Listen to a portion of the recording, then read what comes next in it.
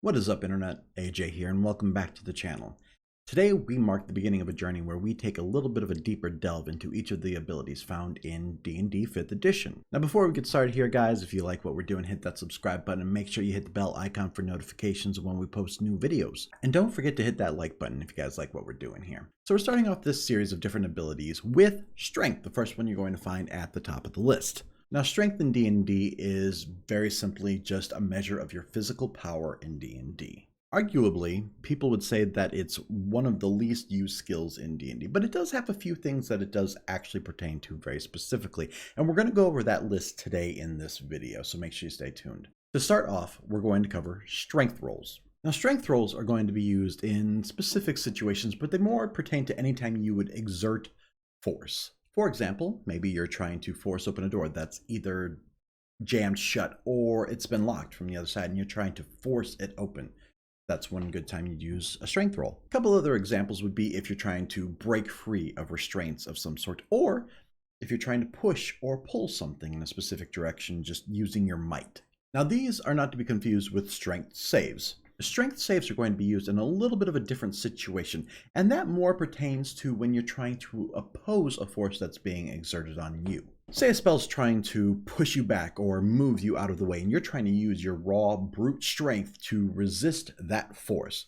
That is the sort of situation in which you'd use a strength save. Now, that's going to be up to your DM to decide when a strength save would be used, assuming it's not in response to a spell that already has the laws of the spell clearly dictated within the book itself. But those are pretty much the instances of strength checks and strength saves, not including skills, but we'll get into that in just a second. Now you might be seeing why players think this is a severely underrated ability. Now, if we are talking about skills, it really only has one that it applies to, and that is athletics. Now, athletics can be used for quite a few things in the game here, but that's going to be dictated by the DM. So it really depends on how often they want to give you cause to have to roll it. So that's going to wrap up as far as the use of it as a skill directly. There are a couple other uses for strength, and one of them is one of the primary uses you're going to find in the game. And this use you're actually going to use pretty regularly if you're a melee combatant, and those are attack rolls. If you are a melee combatant and you're not using a finesse weapon, you are absolutely going to be using a strength roll.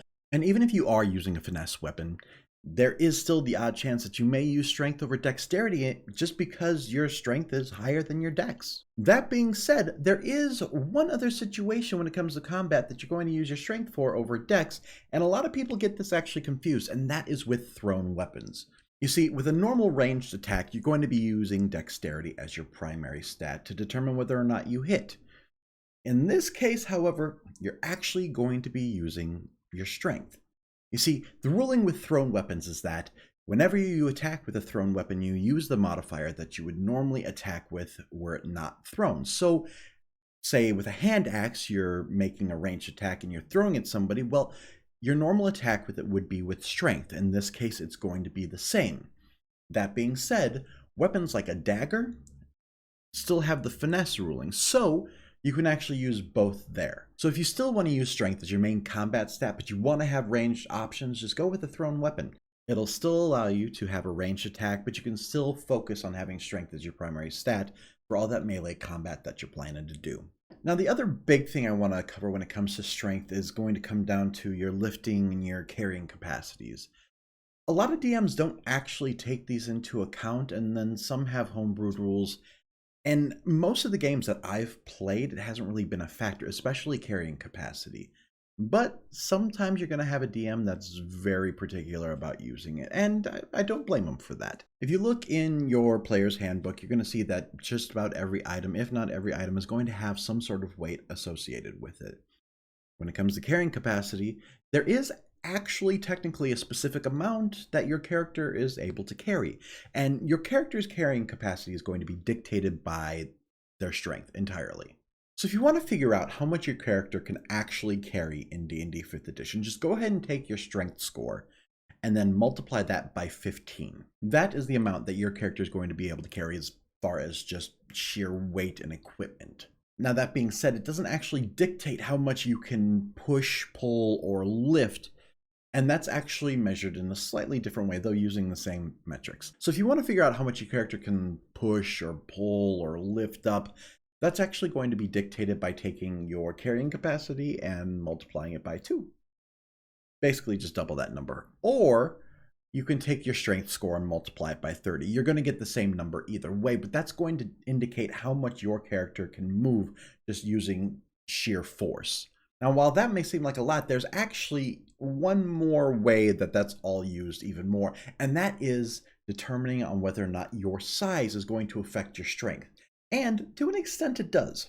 So a lot of sizes aren't going to be affected here, but once you get into sizes above large, that's when this is going to start to come into play. See, for every size above large, you actually double their pushing capacity. That can start to get a little out of hand, but as far as characters go, it's not going to come into play a whole lot. Now, on the flip side, if you have a tiny size character, it actually cuts that amount in half.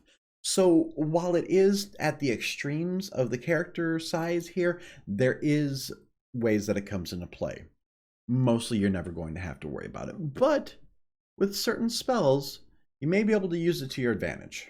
Now, as far as the rolls themselves, I get that it has limited use, and even for lifting and carrying and your weight capacity, all of it seems like a lot of rules for a stat that doesn't get used very much, and I get that.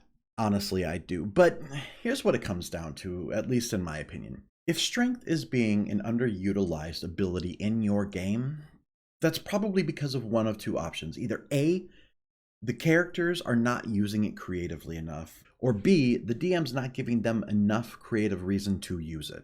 While, yeah, it doesn't have as many uses as ability scores like dexterity, there are certain things that it is going to affect regularly in the game. I'm looking at you, melee combat. And even beyond that, the athletic skill has a ton of potential use in the game, depending on how it's set up or used. Now, would I like to see more actual set uses for strength in the game and the core rule set? Yeah, absolutely. But that doesn't make it a useless skill. So I'll leave the question up to you guys. What do you think? Is it a useless skill? What's the most creative way you've used it? Or is there something that I missed?